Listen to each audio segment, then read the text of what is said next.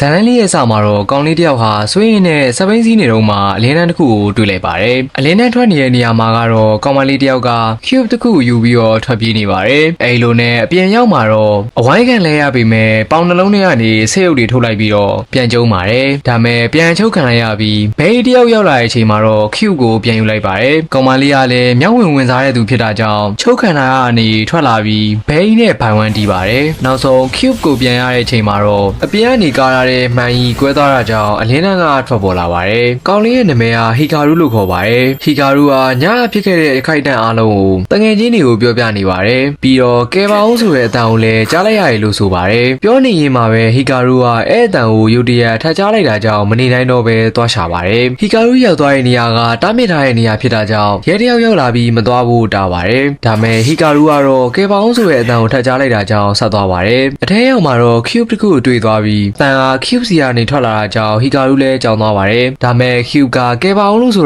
ာကြောင့်ဟီကာရုက cube ကိုထိလိုက်တဲ့အချိန်မှာလေးပေါ်ကိုပြန်ထွက်သွားပြီးပြန်ကျလာတဲ့အချိန်မှာတော့ cube ကဟီကာရုရဲ့အင်ဂျင်နဲ့ပေါင်းဆက်သွားပါတယ်။အဲ့အချိန်မှာအလင်းတိုင်းကြီးထွက်ပေါ်လာတာကြောင့် cube ကိုလိုက်ရှာနေတဲ့သူတွေကတွေ့သွားပါတယ်။ cube ကဟီကာရုရဲ့အင်ဂျင်နဲ့ပေါင်းဆက်လိုက်တာကြောင့်ပုံစံအမှန်ဖြစ်တဲ့ဆေးရုပ်လက်ကြီးကထွက်လာပါတယ်။ဆေးရုပ်လက်ကြီးကအတန်ကျဲကြီးနဲ့အကယ်ခံလိုက်ရပြီဆိုပြီးထောက်ရတဲ့အချိန်မှာဟီကာရုကလည်းဘဲရလဲဆိုပြီးကြောင်ပြောင်းနေတော့ဆေးရုပ်လက်ကအရှိကနေပေါ်လာတာကြောင့်လမ်းသွားပါတယ်။ဆေးရုပ်လက်ကသူ့ကိုကဲလိုက်တဲ့ဟီကာရုကိုကျေးဇူးတင်နေပြီးကောင်လေးရဲ့နာမည်ကိုမေးပါတယ်။ဒါမဲ့ရှေးရင်ချင်းမှုအရာသူများကိုနာမည်မေးရင်ကိုယ့်နာမည်ကိုပါပြောပြရမယ်ဆိုတာကိုဆေးရုပ်လက်ကတတိယသွားပြီးသူ့နာမည်ကိုမိတ်ဆက်မလို့လုံးနေတဲ့အချိန်မှာအရန်အကြောင်းတွေဘာမှမမှတ်မိတော့ပဲအတိတ်မိနေတာကိုသိသွားပါတယ်။ဟီကာရုကတော့ဆေးရုပ်လက်ကိုလွှင့်မြင့်မှုလုံးနေတဲ့အချိန်မှာသူ့အင်ကြီးနဲ့ချိတ်နေတာကိုတွေ့သွားပါတယ်။အဲ့အချိန်မှာ drone တစ်စင်းရောက်လာပြီးဟီကာရုကိုတိုက်ခိုက်ဖို့လုပ်တာကြောင့်နောက်ကိုလှည့်မကြည့်ပဲရအောင်ထွက်ပြေးရပါတယ်။ဆေးရုပ်လက်ကလည်းသူ့ကိုမထားခိုင်းနဲ့ဆိုပြီးရအောင်ကတ်လိုက်လာပါတယ်။နောက်ဆုံးမှာတော့ဘောင်းမီတွေပါကျွတ်ကုန်တာကြောင့်လဲကျသွားတဲ့အချိန်မှာ drone ကဝင်ချလာပါတယ်။ဒါမဲ့ဆေးရုပ်လက်ကကာပေးလိုက်တာကြောင့်ဟီကာရုလည်းအသက်ရှင်သွားပါတယ်။ဒါနဲ့မပြီးသေးပဲ drone တွေအများကြီးကြံသေးတာကြောင့်ဆေးရုပ်လက်ကဟီကာရုကိုအတူတူပူးပေါင်းမှုပြောပါတယ်။အခြားတစ်ဖက်မှာတော့ဆေးရုပ်လက်ကိုရှာနေတဲ့သူတွေကဆေးရုပ်လက်ကိုခြေရခံမိပြီဖြစ်တာကြောင့်ဟီကာရုကိုဖမ်းဖို့အမိန့်ပေးနေပါတယ်။ဟီကာရုကတော့မောလို့ခဏနားနေရင်ဆေးရုပ်လက်နဲ့ချိတ်ဆက်ထားတဲ့အင်ကြီးအပိုင်းကိုချွတ်ပြီးဆေးရုပ်လက်ကိုထားခဲ့ပါတယ်။ဒါမဲ့ဆေးရုပ်လက်ကဟီကာရုနဲ့ဝေးသွားရင်အသက်ဆွမ်းရည်တွေရောကျသွားတာကြောင့်ဟီကာရုလည်းမကြည့်ရတော့ပဲနောက်ဆုံးတော့ခေါ်လာခဲ့ရပါတယ်။အဲအချိန်မှာ drone တွေထက်ရောက်လာပြီးတိုက်ခိုက်ဖို့လုပ်တာကြောင့်ဆေးရုပ်လက်ကဒီတစ်ခါတော့သူ့အားကိုးလိုက်ဆိုပြီးစပိုက်ဒါမန်ကွက်တွေနဲ့ထွက်ပြေးပါတယ်။ဟီကာရုကထွက်ပြေးနေတော့ကောင်မလေးတယောက်ကရောက်လာပြီး drone တွေကိုဖျက်ဆီးပေးလိုက်ပါတယ်။ပြီးတော့ဆေးရုပ်လက်ကိုအယ်မာလို့ခေါ်လိုက်ပြီးရွှေ့တာနဲ့တတ်မယ်လို့ဆိုတာကြောင့်နှစ်ယောက်လုံးကြောက်သွားပါတယ်။ခဏနေတော့ဘေးကြီးတယောက်ကရောက်လာပြီးကောင်မလေးနဲ့အဲဘေးကြီးနဲ့စကားများနေတော့ဆေးရုပ်လက်ကဟီကာရီကိုထွက်ပြေးဖို့လမ်းပြပေးပါတယ်။ခဏကြာမှတော့ဟီကာရုကထွက်ပြေးသွားတာကိုကောင်မလေးကတွေ့သွားပြီးလိုက်သွားဖို့လုပ်ပေမဲ့ပေါင်တစ်ခုဟာတွေကြောင့်ဝင်လို့မရပဲဖြစ်နေပါတယ်။ဟီကာရုကထွက်ပြေးနေရင်ဆေးရုပ်လက်ကဟီကာရုကိုတနာတာကြောင့်သူ့ကိုထားခဲ့လိုက်တော့လို့ဆိုတဲ့အချိန်မှာဟီကာရုလည်းကြောင်သွားပါတယ်။ခဏနေတော့ကောင်မလေးကရောက်လာပြီးသူ့ကိုလိုက်နောက်ဆက်နေတဲ့ဘေးကြီးကအိမ်မောကျသွားပါတယ်။ဆေးရုပ်လက်ကသူ့ကိုထားခဲ့ဖို့ပြောပေမဲ့ဟီကာရုကမလုပ်ရတာကြောင့်အတူတူပူးပေါင်းပြီးတိုက်ခိုက်ဖို့လုပ်ပါတယ်။အဲ့လိုနဲ့နှစ်ယောက်သားပြေးဝင်သွားတဲ့အချိန်မှာဆေးရုပ်လက်ကပုံစံကြီးကြီးလှုပ်လိုက်ပြီးကောင်မလေးကိုတစ်ချက်ပဲကြုံလိုက်ပါတယ်။ကောင်မလေးမောက်သွားတဲ့အချိန်မှာတော့ဟီကာရုကထွက်ပြေးသွားပါတယ်။ကောင်မလေးကစကန်ပြန်သွားပြီးဟီကာရုကိုမဖမ်းလိုက်တဲ့နာကိုတင်ပြပါတယ်။အဲ့မှာရှိနေတဲ့ခေါင်းဆောင်ကလည်းဟီကာရုကအားနေသေးတာကြောင့်ဆေးရုပ်လက်ကိုလည်းအခြားဘွဲ့စီပါသွားမှာကြောင့်ကောင်မလေးကိုနောက်တစ်ခါထပ်လှုပ်ရှားဖို့အမိန့်ပေးပါတယ်။နောက်နေ့မှာတော့ဟီကာရုကကြောင်းသွားပြီးအတိုင်းနဲ့ရောက်တဲ့အချိန်မှာတော့ကျောင်းသူအသေးပြောင်းလာရဲလို့ဆိုလို့ကြည့်လိုက်တော့ရှယ်ကျုံးခံလိုက်ရတဲ့ကောင်မလေးဖြစ်နေပါတယ်။အဲ့မှာပဲအပီဆုတ်1နေရာပြီးဆုံးသွားခဲ့ပါတယ်။နောက်ခန်းနေကြည့်နေဆိုရင်တော့ကျော်ရဲ့ channel လေးကို like and subscribe လုပ်ပေးသွားဖို့မမေ့ပါနဲ့။ပြီးတော့ကျော်ရဲ့ video လေးတွေကို VPN လေးနဲ့ခံကြည့်ပေးခြင်းအပြင် support ပေးနိုင်ပါတယ်။အပီဆုတ်တူလေးရဲ့စမှာတော့ဟီကာရုကိုလှုပ်ကြံဖို့အတွက်လူနှစ်ယောက်ကအဝေးကနေကင်းထောက်နေပါတယ်။နောက်တစ်ခါမှာတော့ဟီကာရုနဲ့ဆေးရုပ်လက်ကအာခီဆွဲကောင်မလေးကအကြောင်းထိလိုက်လာတဲ့ကိစ္စနဲ့ပတ်သက်ပြီးတိုင်ပင်နေကြပါတယ်။ဆေးရုပ်လက်ကစကားပြောနေရင်ဖီတော့သွားပြီးဘေးမှာရှိတဲ့တ िश ရဲ့အားလုံးကိုဆွဲထုတ်လိုက်ပါတယ်။အဲ့အချိန်မှာပဲအာကီယာဟီကာရုပုံနေတဲ့ယောက်ျားလေးအိမ်သားတီလိုက်လာပြီးအတူတူပူးပေါင်းမှုကိုကြံပေးတဲ့အချိန်မှာဟီကာရုကတော့ထွက်ပြေးပါတယ်။အာကီပါနောက်ကလိုက်လာတာကြောင့်အပြင်မှာရှိနေတဲ့ကောင်မလေးတယောက်ကတွေ့သွားပြီးအတွေးမှောင်သွားပါတယ်။နေ့လေထ မင်းစားချိန်ရောက်မှာတော့တကယ်ချင်းတွေကလည်းအာကီကိစ္စနဲ့ပတ်သက်ပြီးစားနေတော့မှာပဲအာကီကထပ်လိုက်လာပါတယ်တကယ်ချင်းတယောက်ကအာကီကိုဟီကာရုရှိရဲ့နေရာကိုပြလိုက်တော့ဟီကာရုကကိုဖြောက်သွားပါတယ်ဆေယိုလက်ကဟီကာရုကိုအာကီနဲ့တွားနှိနိုင်ဖို့အကြံပေးနေပါတယ်ခဏနေတော့ခုနကတွေ့ခဲ့တဲ့အပြာမာလေးရောက်လာပြီးအာကီကိုမုတ်တီနဲ့တင်းသွင်းလိုက်တာကြောင့်ဟီကာရုလည်းလွတ်သွားပါတယ်နောက်တစ်ခါမှတော့အပြာမာလေးကဘူးမသိဘာမသိပဲနဲ့အာကီပေးလိုက်တဲ့စာကိုဟီကာရုစီယူလာပေးပြီးအာကီစီသွားဖို့ဟီကာရုကိုပြောနေပါတယ်ဟီကာရုမှာတော့မလိုက်ရှင်နဲ့ပဲလိုက်သွားလိုက်ရပါတယ်အထဲကိုရောက်မှာတော့အာကီနဲ့တွေ့သွားပြီးအာကီကသူ့အဖွဲ့အကြောင်းရှင်းပြနေပြီးသူတာဝန်ဟာဆေယိုလက်ကိုယူလာရမှာဖြစ်တာကြောင့်ဆေယိုလက်နဲ့ချိတ်ဆက်နေတဲ့ဟီကာရုပါလိုက်ရမယ်လို့ဆိုပါတယ်အတိတ်မိနေတဲ့ဆေယိုလက်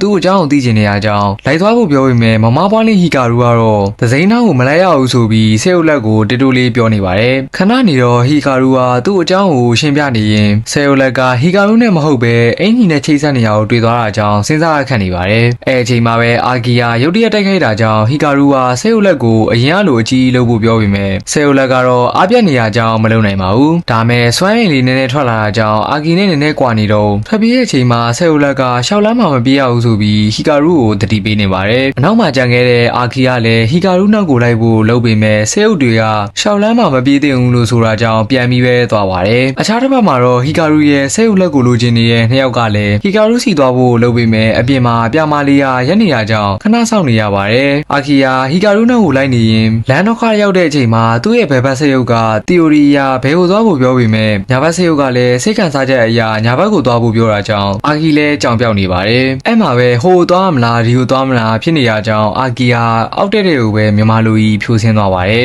်ကံကောင်းကျင်တော့ဟီကာရုနဲ့ဒဲတိုးသွားပြီးအနေသားတစ်ခုကိုရောက်နေပါတယ်ဆေယိုလက်ကဟီကာရုနဲ့မဟုတ်ပဲအင်ကြီးနဲ့ပဲဆက်နေရကြောင်းအာကီယာဟီကာရုကိုဆေယိုလက်နဲ့သက်ဆိုင်လာလို့ပြောတဲ့အချိန်မှာတက်တည်ပြဖို့လုပ်ပေမဲ့မအောင်မြင်ပါဘူးဒါကြောင့်အာကီယာသူမနဲ့ခမရတို့လိုပဲဆေယိုလက်နဲ့ဟီကာရုကိုဘာမှမသက်ဆိုင်အောင်ဆိုပြီးရှင်းပြမလို့လုပ်နေတဲ့အချိန်မှာအပြာမာလီယာအတန်ကျဲကြီးကြလို့ဝင်လာကြည့်တဲ့အချိန်မှာဟီကာရုနဲ့အာကီရဲ့အနေထားကိုတွေ့သွားပါတယ်အာကီကလည်းခုမအားသေးဘူးလို့ဆိုတာကြောင့်အပြာမာလီယာရှက်ရှက်နဲ့ရှောင်ထွက်ပေးလိုက်ရပါတယ်အပြာမာလီထွက်သွားတဲ့အချိန်မှာပဲပြင်မာစောင့်နေတဲ့သူတွေကဟီကာရုကိုဖမ်းဖို့လုပ်ငန်းစပါတယ်ဟိုချားရဲ့ရောက်နေတဲ့ဟီကာရုကတော့အာကီသတိလေးနေတော့ထွက်ပြေးသွားတာကြောင့်အာကီယာထပ်လိုက်ရှာပါတယ်ထွက်ပြေးလာတဲ့ဟီကာရုကသူ့ကိုဖမ်းဖို့လာတဲ့လူနဲ့တွေ့သွားပြီးတိုက်ခိုက်ခံလိုက်ရပါတယ်ဟီကာရုကိုတိုက်ခိုက်တဲ့ကောင်ကြီးရဲ့စွမ်းအားကတော့အတန်ဖြစ်ပြီးသူထိုးလွှတ်လိုက်တဲ့အတန်ကြောင့်ဟီကာရုကမူးသွားပါတယ်ပြီးတော့အဲဘဲကတကားကိုဖွင့်လိုက်ပြီးအဝေးမှာရှိနေတဲ့အီမိုမာလေးကိုပစ်ခိုင်းလိုက်ပါတယ်အဲမှာဆေယိုလက်ကဘေးကိုရွှေ့ပေးလိုက်တာကြောင့်ကတိလေးလွတ်သွားပါတယ်ဒါမဲ့အဲဘဲကြီးကနောက်တစ်ခါအတန်ထပ်လွတ်လိုက်ပြီးအီမိုမာလေးကိုပစ်ခိုင်းပေမဲ့အာကီယာရုတ်တရက်ရောက်ချလာတာကြောင့်တွဲသွားပါ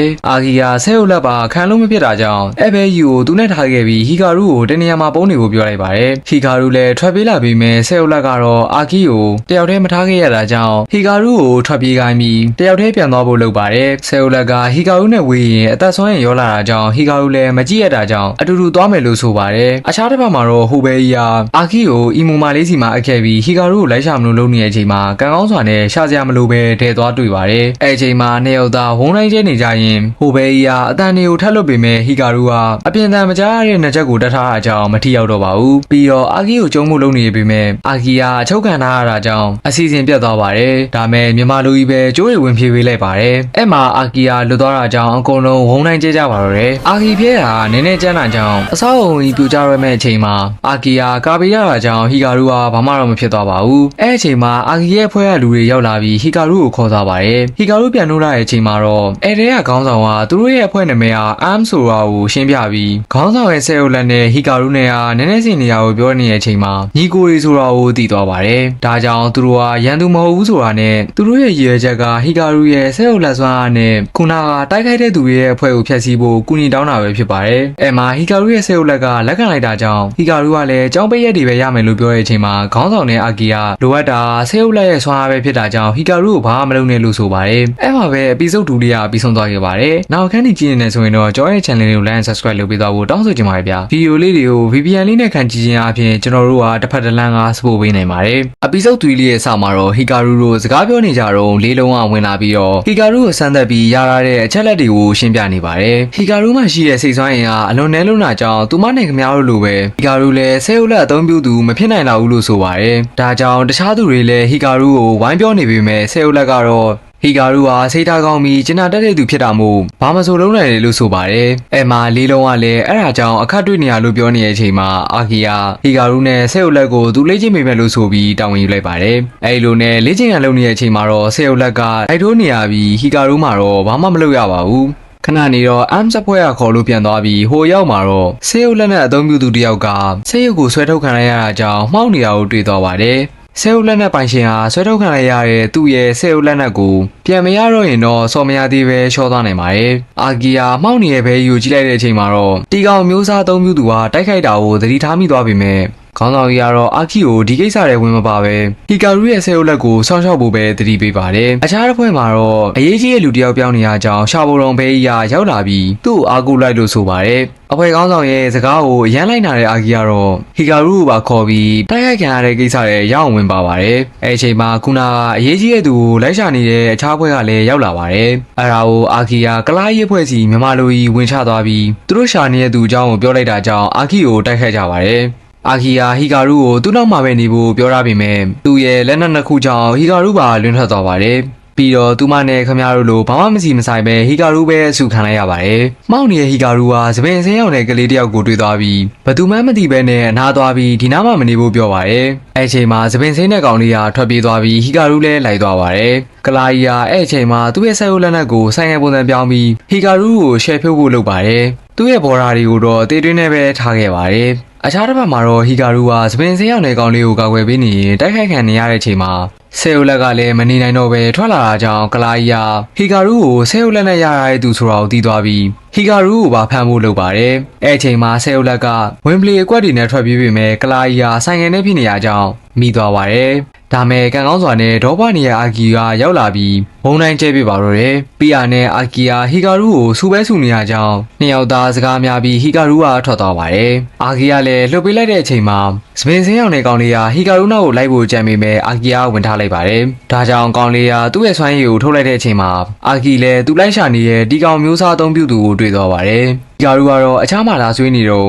့အာကီမောက်နေတဲ့ပုံတွေဖုံးနဲ့ဝင်လာပြီးစပင်စင်းရောက်တဲ့ကောင်လေးကဖုံးမှာခေါ်လိုက်ပါတယ်။ပြီးတော့အာကီရဲ့ဆေးရုပ်လက်နက်တွေကိုဆွဲထုတ်လိုက်တာကြောင့်မြန်မြန်ပြန်လာမယူရင်ရှော့သွားမှာပဲဖြစ်ပါတယ်။ဒါကြောင့်ဟီကာရုကကောင်းလေးပြောတဲ့နေရာစီကိုသွားဖို့လုပ်နေပေမဲ့အဖွဲ့ခေါင်းဆောင်ကဟီကာရုကိုဘာမှမလုပ်ခိုင်းပဲလူတယောက်လွတ်ပေးလိုက်မယ်လို့ဆိုပါတယ်။ဘာမှမလုပ်နဲ့ဆိုတဲ့စကားပဲကြားနေရတာကြောင့်ဖီးဝင်နေတော့မှဆေယိုလက်ကမိုတီပေးလိုက်တာကြောင့်ဘိုင်ဝမ်သွားကြုံမှုစိတ်ကူးလိုက်ပါတယ်။ဟိုရောက်မှာတော့သပင်စင်းတဲ့ကောင်လေးကဟီကာရုရဲ့ဆေယိုလက်ကိုလိုနေရကြောင်းနှစ်ယောက်သားဝန်နိုင်ကြပါတော့တယ်။ဟီကာရုလည်းရှောင်းနေကွက်တွေနဲ့ကျုံနေပေမဲ့စွမ်းရည်ရကွာနေရကြောင်းနည်းနည်းတော့အခက်တွေ့နေပါတယ်။ဒါမဲ့သပင်စင်းရောက်တဲ့ကောင်လေးကလည်းစကားများနေရကြောင်းနောက်တစ်ခါဖြူဝါကွက်တွေနဲ့ဝင်ကျုံနေတဲ့အချိန်မှာလေဘောနေတဲ့ကောင်လေးလည်းတစ်ချက်ကျုံခံလိုက်ရပါတယ်။ဒါကြောင့်ဒေါဘသွားပြီးအထူးတိုက်ခွက်ကိုထုတ်သုံးတာကြောင့်ဟီကာရုလည်းဘာမှမလုပ်နိုင်ပဲအချုပ်ခံလိုက်ရပြီးဟီကာရုနဲ့ဆေယိုလက်ကိုခွဲထုတ်လိုက်ပါတယ်။ဒါမဲ့ဆေယိုလက်ကဟီကာရုအင်ကြီးနဲ့ချိတ်ဆက်ထားတာကိုမသိပဲသူ့ကိုယ်သူဟုတ်လာပြီထင်နေပါတယ်။ဒါကြောင့်ဆေယိုလက်တိုက်ခိုက်တာကိုခံလိုက်ရပါတယ်။ပြီးတော့ဆေယိုလက်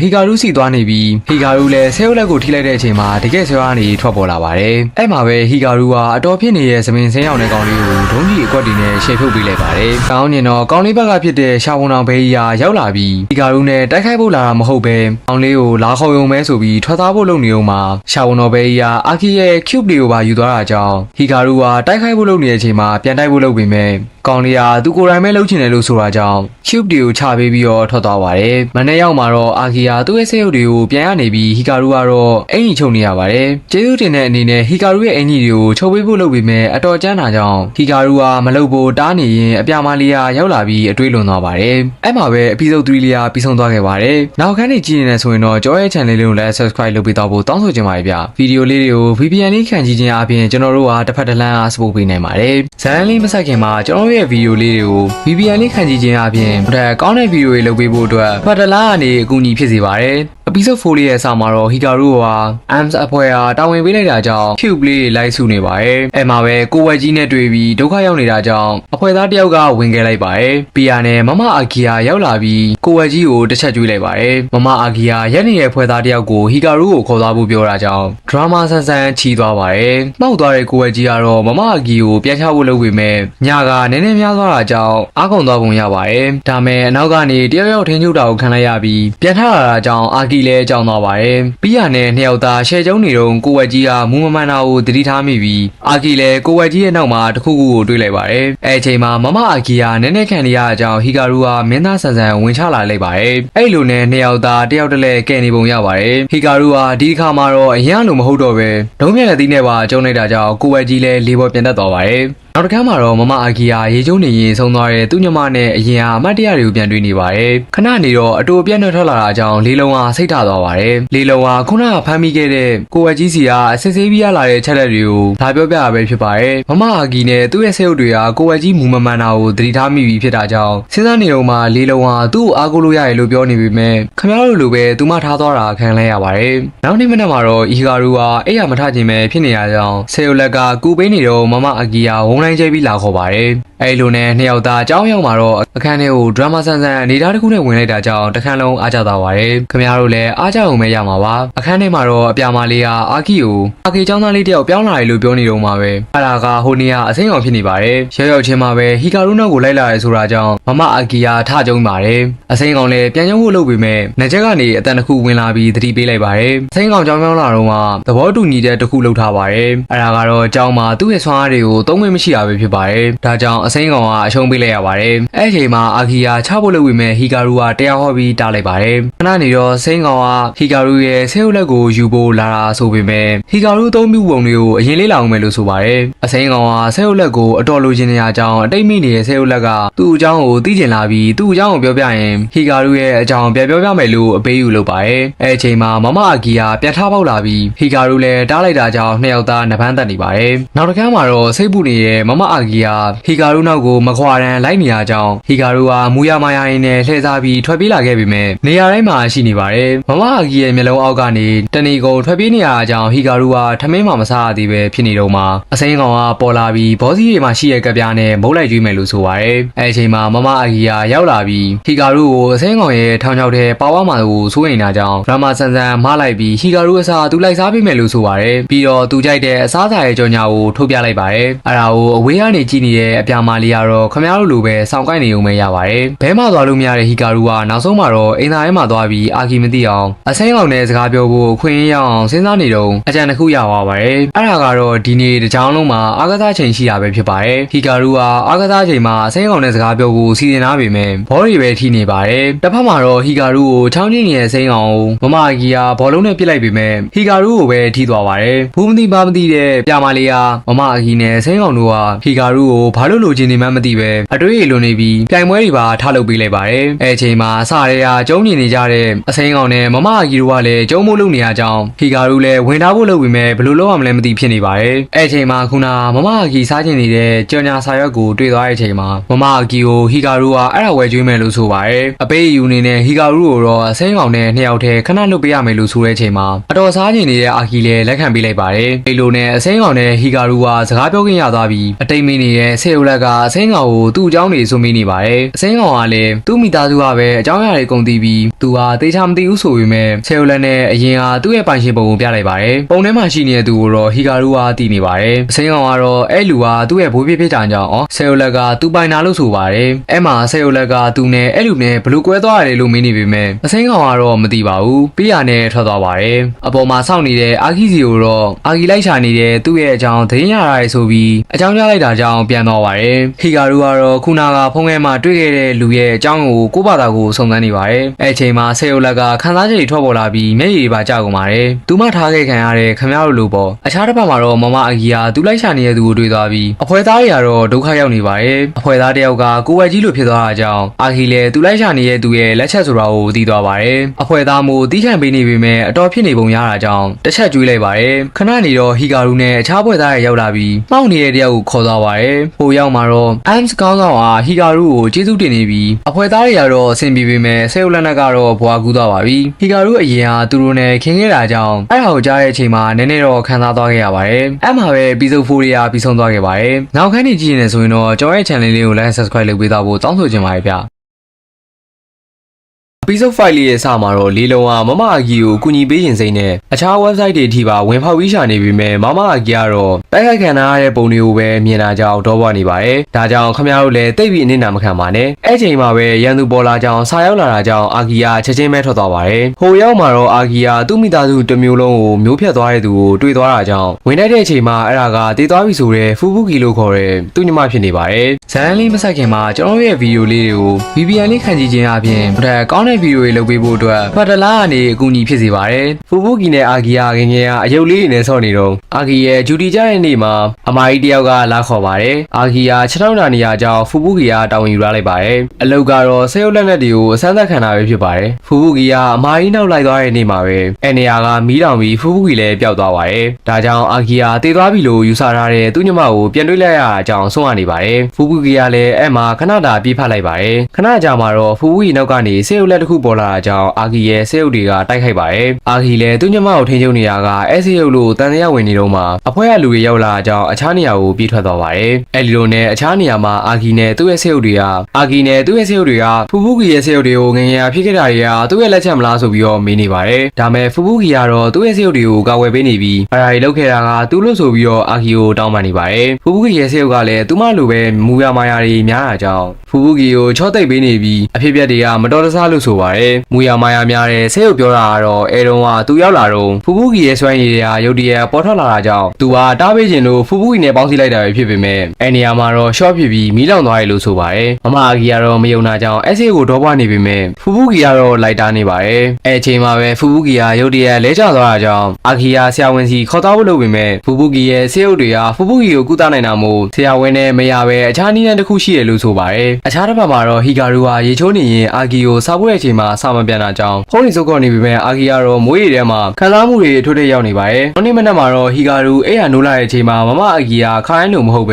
အိမ်ရှိမှာစောင့်နေရကြောင်းဟီဂါရူလည်းကြောင်းသွားပါတယ်။ပြီးတော့ဟီဂါရူဟာအာဂီနဲ့တူတူကြောင်းသွားနေရင်အာဂီယာအရင်လိုဝုန်းတိုင်းကျဲရမလို့ပဲငြိမ်သက်နေရကြောင်းဟီဂါရူဟာနည်းနည်းအထီးကျန်နေပါတယ်။ခဏကြာတော့အပြာမာလီယာရောက်လာပြီးဆောင်းဝဲပဲရှိရကြောင်းဟီဂါရူတို့အိမ်မှာသူ့ရဲ့အာဂီရဲ့အစိမ်းကောင်ရဲ့စာတူတူလောက်ကြမယ်လို့ဆိုပါတယ်။အစိမ်းကောင်ကဟီဂါရူရဲ့ဆဲယုတ်လန်းလန်းကြောင်းလက်ခံလိုက်ပါတယ်။အာဂီယာအတွေးလွန်နေရကြောင်းဘာပြောနေလဲမသိပါဘူး။စာတူလုံးမဲ့အကြောင်းပြပတ်လိုက်တဲ့အချိန်မှာအာဂီယာညင်းလိုက်တာကြောင့်အပြာမာလီယာဟီဂါရူအိမ်ကိုသွားမှလို့တူတူလေးပြောလိုက်ပါတယ်။မမအာဂီလည်းဟီဂါရူအိမ်ကိုသူနေတိုင်းသွားတယ်လို့ဆိုပြီးတဝက်ပြန်ပြပေးလိုက်တာကြောင့်အပြာမာလီယာအမှောင်ကပါတဲ့ရောက်သွားပါတယ်။ဟီဂါရူဟာမမအာဂီထူးဆန်းနေရကြောင်းတခုဖြစ်ထားလားဆိုပြီးမေးနေပါတယ်။ဒါမဲ့အာဂီကတော့ဘာမှမပြောပါဘူး။နောက်တစ်ခါမှာတော့ဖူဖူကီနဲ့သူ့ရဲ့ဆဲုပ်တွေကမှုဝင်နေပြီးအာဂီကတော့ဖူဖူကီကိုကုလို့ရမယ့်နီလန်ကြောင်းနည်းနည်းတွေ့ဝင်နေပါတယ်။ဘာလို့ဆိုအဲ့ဒါကသူကကွေမေးဖို့တာဝန်ယူရတာနဲ့ဟီဂါရူရဲ့အသက်ကိုနှုတ်ရမှာဖြစ်ပါတယ်။ငွေရမာယာများတဲ့ဆဲုပ်ကတော့စွမ်းရည်တွေကိုစိုးယူလို့ရကြောင်းဟီဂါရူရဲ့စွမ်းရည်တွေကိုအကုန်လုံးစိုးယူဖို့စိတ်ကူးထားပုံရပါတယ်။အခြားတစ်ဖက်မှာတော့အာဂီကိုလိုက်ရှာနေတဲ့သူတွေက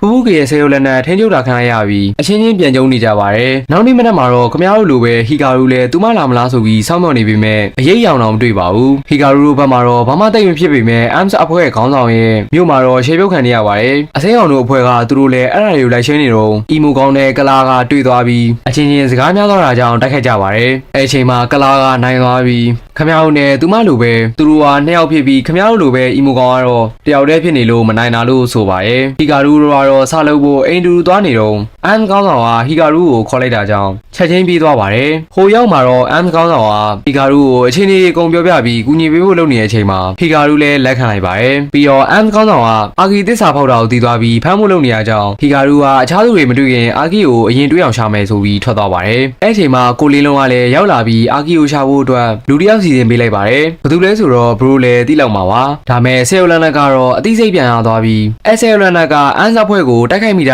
ာကြောင့်တောင်းပန်ခြင်းတဲ့အနေနဲ့ကူညီပေးဖို့တွက်ကြနေပြီးအီမိုလေးကတော့မပါခြင်းပဲပါနေပုံရပါတယ်ခဏကြာတော့အာဂီကိုသွားချနေပြီးလမ်းတစ်လျှောက်လုံးအီမိုကလေးနဲ့သူ့ရဲ့ဆဲယိုကရန်ရွဲဖြစ်နေရကြောင်းဟီဂါရူလည်းဘာလို့ရမလဲဆိုပြီးတွေးဝင်နေတော့အစိမ်းကောင်ကရောက်ချလာပါတယ်ပြီးတော့အစိမ်းကောင်ကတိုက်ခိုက်ဖို့လုပ်နေရဆိုပြီးမဲ့ဆဲယိုလက်ကအာဂီကိုရှာပြီးဟီဂါရူတို့အိမ်မှာစာတူတူလောက်ကြမယ်လို့ဆိုတာကြောင့်အစိမ်းကောင်လည်းပါသွားပါတယ်အစိမ်းကောင် ကောင်ဘက်ကသူတွေဖြစ်တဲ့ရှာပုံတော်ပဲကြီးကအစိမ်းကောင်တော့ခေါ်ရမလားဆိုပြီးပြောနေပေမဲ့အစိမ်းကောင်ရဲ့အကူဖြစ်သူကတော့လှုပ်ထားပေးဖို့ပြောပါတယ်ဟီကာရူတို့လည်းအာဂီကိုလိုက်ချနေတော့မှအာဂီကပေါ်လာပါတယ်အဲ့မှာပဲ episode 5လေးကပြီးဆုံးသွားခဲ့ပါတယ်နောက်ခန်းနေကြည့်နေဆိုရင်တော့ကျွန်တော်ရဲ့ channel လေးကို like and subscribe လုပ်ပေးတော့ဖို့တောင်းဆိုချင်ပါတယ်ဗျ episode 6လေးရဲ့စမှာတော့မမအာဂီပေါ်လာရေးဆိုပေမဲ့ပုံစံအရင်နဲ့မတူတာကိုဟီကာရူလည်းသတိထားမိပါတယ်အဲ့အချိန်မှာပဲမမအာဂီကဟီကာရူကိုသူ့နောက်လိုက်ဖို့ရုတ်တည်နဲ့ခေါ်လိုက်တာကြောင့်ဟီကာရူလည်းကြောင်သွားပါတယ်ဟီကာရူကလက်ခံတယ်ဆိုပေမဲ့မမအာဂီကမလိုက်ရင်အားသုံးပြီးခေါ်မယ်ဆိုပြီးဘုံနိုင်ဝင်ချလာပါတယ်ဒါမဲ့တည့်ရဲ့အတိုင်းပဲဟီကာရူရဲ့ဆဲအုပ်လက်ကိုစောင့်ကြည့်နေတဲ့အစိမ်းကောင်ရှိနေရမို့ဆရာကြီးအထာနဲ့ကပြီးလိုက်ပါတယ်ပီယာနဲ့အစိမ်းကောင်နဲ့အာဂီယာရှယ်ကျုံနေကြရင်ဘေးကအီမိုကောင်ကသူမနဲ့ခမရတို့လိုဘာမှမစီမဆိုင်ပဲတစ်ချက်ကျွေးခံလိုက်ရပါတယ်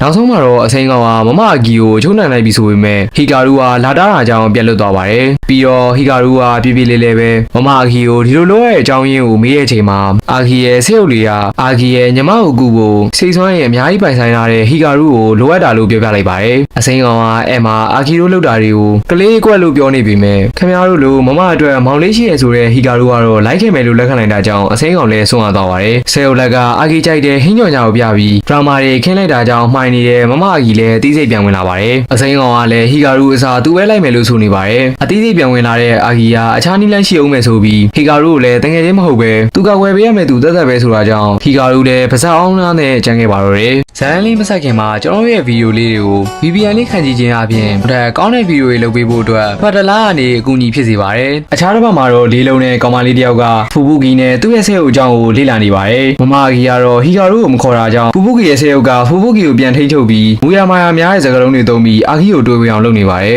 ်မမအာဂီကဟီကာရူအစားသူ့ရဲ့စိတ်ဆွမ်းရည်ကိုယူဖို့မူရမာယာများရဲ့ဆဲအုပ်ကိုပြောနေပါတယ်တစ်ဖက်မှာလည်းဆဲအုပ်လက်ကဟီကာရူကိုအာဂီနောက်ကိုလိုက်ဖို့ပြောနေပေမဲ့ဟီကာရူကတော့ခမရတို့လိုပဲသူမလိုနာကျင်မှုတွေပေးပြီးထားခဲ့တာကြောင့်မလိုက်ဖို့တားနေပါတယ်မမအာဂီကဟီကာရူကိုအပြင်လိုသက်သက်ပဲလို့ပြောတာကြောင့်ဟီကာရူလည်းကြိတ်ခံစားနေရပါတယ်ဘေးမှာထိုင်နေတဲ့အစိမ်းကောင်ကဟီကာရူဖြစ်နေတဲ့ပုံစံတွေကသူ့အရင်ကပုံစံနဲ့တူတာကြောင့်ဟီကာရူကိုဘာလို့ဖြစ်တာလဲလို့မေးတဲ့အချိန်မှာဟီကာရူလည်းအာဂီကိုသွားခဲ့ခြင်းနဲ့ဆိုတာကြောင့်အစိမ်းကောင်လည်းသွားခွင့်ပေးလိုက်ပါတယ်ဆဲအုပ်လက်ကလည်းမိုဒီရေရှယ်ပေးလိုက်ပြီးနောက်ဆုံးမှာတော့မမချီကိုမောင်လေးလာပြီးဆိုပြီးအီမိုကောင်ရဲ့ဆဲရုပ်ကိုခြေရာခံရလိုက်ပါတယ်အခြားတစ်ဖက်မှာတော့ကိုလေးလုံးတို့ဟာဖူဖူကြီးအကြောင်းကိုတိုးတိုးသေးသေးရှာဖွေနေတာကိုအန်ကောင်းဆောင်ကဆရာကြီးဌာနဲ့ဝင်လာပြီးသူ့အကုန်သိရဆိုတဲ့စတိုင်နဲ့အကြောင်းကိုပြောပြလိုက်ပါတယ်မမအာဂီယာဟီကာရူကိုမခေါ်လာတာကြောင့်ဖူဖူကြီးရဲ့ဆဲရုပ်ကိုစိတ်ဆိုးပြီးအချင်းချင်းပြန်လိုက်ကြပါတယ်မမအာဂီယာပြန်ချနိုင်တယ်ဆိုပေမဲ့မူရမာယာများတဲ့ဆဲရုပ်ကအာဂီရဲ့ညမကိုတစားကန်လှုပ်ထားတာကြောင့်အားနည်းချက်ဖြစ်သွားပြီးအချုပ်ခံလိုက်ရပါတယ်အဲ့လိုနဲ့ခဏကြာမှာတော့ဟီကာရူကစတိုင်ပြေးနဲ့ဝင်ချလာပြီးအဲ့အချိန်မှာမမအာဂီယာဟီကာရူကိုမလာခဲ့ဖို့ပြောတယ်ဆိုပေမဲ့ဟီကာရူကတော့မမကိုလာခဲ့ပေးဦးမယ်ဆိုတာကြောင့်အာဂီလည်းစကားပြောက်သွားပါ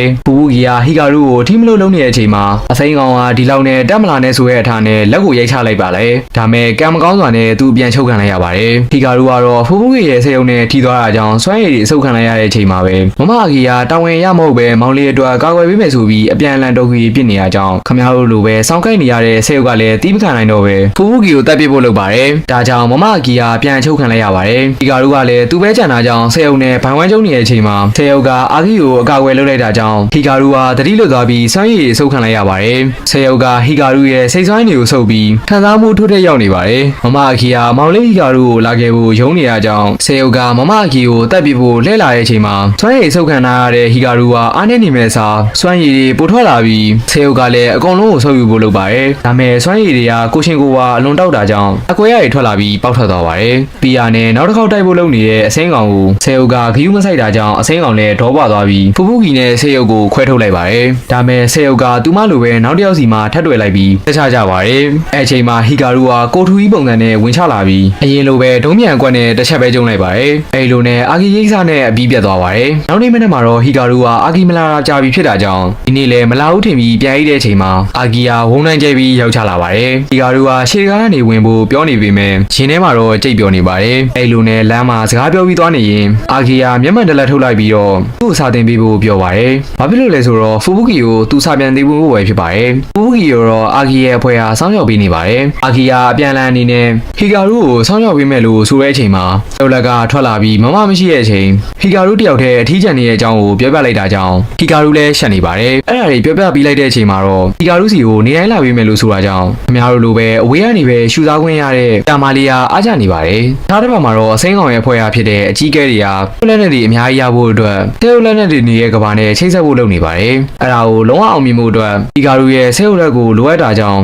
အစိမ်းကောင်ရဲ့ဖွဲ့ကဟီကာရုကိုဖမ်းဖို့လုပ်နေကြပါတယ်အဲ့မှာပဲအပြီးဆုံးစစ်လေးကပြီးဆုံးသွားခဲ့ပါတယ်နောက်ခင်းနေကြည့်နေတယ်ဆိုရင်တော့ကျော်ရဲ့ channel လေးကို like and subscribe လုပ်ပေးသွားဖို့တောင်းဆိုချင်ပါတယ်ဗျအပြီးဆုံး7လေးရဲ့စာမှာတော့ဆယ်အိုလန်နဲ့သူ့ရဲ့ရင်အားအသုံးပြုတဲ့သူတွေရဲ့အခိုက်အတန့်ကိုပြန်ပြနေပါတယ်နောက်တစ်ခါမှာတော့ဘဲကြီး3ယောက်နဲ့အပြာမလေးကဟီကာရုတို့ပြဿနာတက်နေရကိုချောင်းကြည့်နေပါတယ်ဟီကာရုကိုစောင့်ရှောက်ပေးဖို့လူလွတ်ခဲ့ရကိုမှန်တော့မသိပေမဲ့ဟီကာရုကိုတာဝန်ရသူထိန်းသိမ်းရမယ်ဆိုပြီးလာပြောတာကြောင့်အာဂီဘဲကြီးကမမအာဂီကိုဟီကာရုကိုခေါ်သွားလိုက်လို့ဆိုတာကြောင့်မမအာဂီလည်းမြေရှိုးမိုးကန်အကွက်တွေနဲ့မြမလိုကြီးခုန်ဆင်းသွားပါတယ်ဘင်းကောင်ကရောက်နေပါတယ်အီမိုကောင်ကိုထိန်းထားခိုင်းတဲ့အာဂီဘဲကြီးတို့ကရုပ်ကြိုင်းနဲ့ဖြစ်နေရကြောင်းအဖမ်းခံထားရပြီးရဲတွေပါခေါ်ခံနေရပါတယ်အီမိုကောင်ကဟီကာရုနောက်ကိုလိုက်လာရင်သူ့ရဲ့ဆက်ရုပ်လက်ကိုယာရတဲ့သူနဲ့တွေ့ပြီးအနှိမ်ခံနေရပါတယ်ဒါကြောင့်ဟီကာရုကိုအာယုံမြောက်တော့ပဲဒီဘက်ကိုအရင်ကျုံးမှာထွက်လာပြီးအီမိုကောင်ကတော့သူ့လက်နက်ကိုပြန်ရသွားပါတယ်အဲအချိန်မှာမမအာဂီနဲ့တစ်ဖက်ကမ်းမမလေးတို့ကဘုံတိုင်းတွေကျဲကြပါတော့ကလေးမဟိုချောင်းဒီချောင်းရင်အီမိုကတော့ပွားနေပါတယ်ဟီကာရုလိုတယောက်တည်းကြံခဲ့တဲ့ဘဲကြီးကမရှင်ပြီးပြီဆိုပြီးတစ်ချိန်လုံးစကုတ်ထောက်ပြီးကြည့်နေတဲ့အီမိုမကိုပြန်ဆုပ်ဖို့ပြောလိုက်ပါတယ်ဇာတ်လမ်းလေးမဆက်ခင်မှာကျွန်တော်ရဲ့ဗီဒီယိုလေးတွေကို VPN လေးခံကြည့်ခြင်းအပြင်ဒါကောင်းတဲ့ဗီဒီယိုတွေလုပ်ပေးဖို့အတွက်ဖတ်တလားကနေအကူအညီဖြစ်စေပါတယ်မမအာဂီယာကြိုးချီရင်ကိုရိုင်းအောင်ရှုပ်နေရကြောင်းဟီကာရုကဝင်ကူပေးနေတော့အီမိုကောင်ကပြတ်ထလာပြီးတိုက်ခိုက်တာကြောင့်ဟီကာရုလည်းသတိလစ်သွားပါတယ်ဒါမဲ့ခမရတို့လိုမဟုတ်ပဲဟီကာရုမှာမမရှိနေရကြောင်းပြန်နိုးလာတဲ့အချိန်မှာအေးဆေးပါပဲအာဂီဘဲယူကလည်းဘလိုနီးနဲ့လွတ်ပြီးရောက်နေလဲတော့မသိပါဘူးဆယ်အိုလက်ကဟီကာရုကိုမကာကွယ်ပေးနိုင်ရလို့တောင်းပန်နေရကြောင်းဟီကာရုလည်းဘာမှမဖြစ်ဘူးလို့ပြောတဲ့အချိန်မှာဆယ်အိုလက်ကသူ့ကြောင့်နောက်ထပ်လူတစ်ယောက်ရှော့သွားမှာကိုမမြင်စေချင်ဘူးလို့ဆိုတာကြောင့်ဆယ်အိုလက်ကမှတ်ညံနေပြန်ရသွားတာကိုဟီကာရုကသတိထားမိသွားပါတယ်တကယ်တော့ဆယ်အိုလက်ကမူရမာယာများတဲ့ဆယ်ယုံနဲ့တိုက်ခိုက်ပြီးကြတဲ့ရခဲ့တာပါဒါကိုဟီကာရုကဘာလို့မပြောပြရလဲလို့မေးတဲ့အချိန်မှာဆိုရတော့ဘူးပေါ့ဆယ်အိုလန်မှတ်ညံပြန်ရတဲ့အကြောင်းကိုမမအဂီတို့ကအမ်ကောင်းဆောင်ကိုသွားပြောပြီးဟီကာရုကဘာလို့ရင်နေပါတယ်ဒါမဲ့ဆူကီဟီတို့ကတော့ဘာမှစိုးရင်စရာမရှိဘူးဆိုပြီးဆယ်အိုလက်တို့ကလည်းဘာမှမဖြစ်ဘူးလို့နှစ်သိမ့်ပေးနေပါတယ်အဲ့လိုနဲ့နောက်ဆုံးမှာတော့ Q တုံးကြီးကိုနိုးတာဖို့လုံနေတော့မှရှော့ဖြစ်ပြီးဘူချူဝါတွေဖြစ်ကုန်ပါတယ်ခဏနေတော့ယာကူမိုကတတိလင်းနေရကနေပြန်လို့လာပြီးထုတ်ပါတော့တယ် Q တုံးကြီးကလည်းဆွမ်းလွန်တာကြောင့်နည်းနည်းတော့အခက်တွေ့ပေမဲ့မိုဒီရီနဲ့လက်မလျှော့ပဲနောက်တစ်ခါထပ်ကြုံတဲ့အချိန်မှာတော့အောင်မြင်သွားပြီမဲ့ယာကူမိုနဲ့ဆယ်အိုလက်ကတော့သူမနဲ့ခမရတို့လိုပဲကွဲထွက်သွားပါတယ်နေရာမိုစိတ်ပူနေရကြောင်းယာကူမိုကလည်းမလျှော့သေးဘူးလို့ဖြေသိပြီးနေပေမဲ့နောက်ဆုံးမှာတော့ဆယ်အိုလက်ကခမရတို့လိုပဲတယောက်တည်းကြံခဲ့ချပါတယ်နောက်တစ်ခါမှာတော့ဆယ်အိုလက်ကရှောက်ပြေးနေရင်အစိမ်းကောင်နဲ့တွေ့သွားပြီးဆယ်အိုလက်နဲ့ပေါင်းစပ်ဖို့လုပ်နေတဲ့အချိန်မှာမရခဲ့ပါဘူးဒါကြောင့်ဒေါ်တွေပွားနေပါတယ်တစ်ပတ်မှာတော့ဟီကာရုစီကိုမမအာဂီယာဆယ်အိုလက်ကိုတွေ့သွားတဲ့ဗီဒီယိုပို့လိုက်တာကြောင့်ချက်ချင်းပဲပြေးသွားပါတယ်ဖုန်းခေါ်လိုက်ပြီးအရန်အကြောင်းတွေပြန်ပြောနေရင်မူးဝင်နေပါတယ်နောက်စိမ်းကောင်နဲ့လက်တွေ့လိုက်ပါတယ်အဲရုစီကိုမမအာဂီယာရောက်လာပြီးဆယ်အိုလက်ကိုရှာတွေ့ပြီလားဆိုပြီးဒဏ်ရာတွေကိုလာဆွတာကြောင့်ဟီကာရုလည်းခန်းစားနေရတော့မှတစ်ချက်ကြွေးခံလိုက်ရပါတယ်ပြီးတော့သူတို့ရဲ့စီမံကိန်းကိုစောက်ဖွင့်မှုလုပ်နေကြပါတယ်အဲဒီကိုဆက်လက်ရှုစားခြင်းနဲ့ဆိုရင်တော့ကျွန်တော်ရဲ့ channel လေးကို like subscribe လုပ်ပေးသားဖို့တောင်းဆိုချင်ပါတယ်ဗျာ